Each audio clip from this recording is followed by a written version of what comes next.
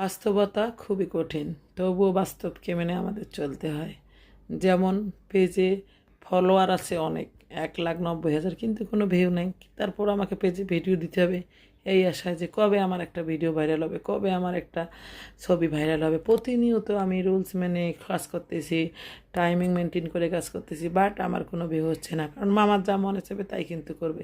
এটাই সত্যি, এটাই জীবনের চরম বাস্তবতা। এখন ফেসবুকে আসছি, বিশ্বাস করেন বা না করেন, আমার এখন আর কাজ করতে মন চায় না, ছবি দিতে মন চায় না, ভিডিও দিতে মন চায় না, কিন্তু বাধ্য হয়ে এখন আমি কন্টিনিউ করতেছি। কেননা আমার এত বড় একটা পেজ, এখান থেকে আমার একটা আর্নিং আছে, অল্প কিছু আসে। ধরেন আমি ঘরে বসে থাকি সারাদিন, যদি আমি ঘরে বসে থাকি সারাদিন, তো আমি 1 টাকা ইনকাম করতে পারি না। আমি সংসারের পাশাপাশি বাচ্চাদের সামলিয়ে যদি 2-3 মাসেও, ধরেন 5 মাসেও যদি আমার এখান থেকে $100, সেটা আমার জন্য অনেক কিছু। কেননা আমি তো সবসময় ঘরে বসে থাকি, বাট 5 মাসে যদি $100 হয়, তাহলে আমার মান্থলি কত হচ্ছে।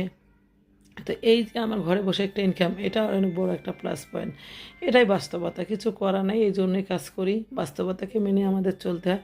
তবে সব সময় চাই ভালো ভিডিও করতে, ভালো কিছু লিখতে, বাট হয় না, কারণ বাচ্চারা ছোট। সব সময় ভালো কোনো কিছুই সম্ভব হয় না। বিশেষ করে ঘরোয়া মহিলাদের, যারা গৃহিণী, সংসার নিয়ে ব্যস্ত, বাচ্চা কাছে নিয়ে, তাদের জন্য ভিডিও করা সো টাফ। একদম সত্যি কথা, এটাই চিরন্তন সত্য, এটাই বাস্তবতা।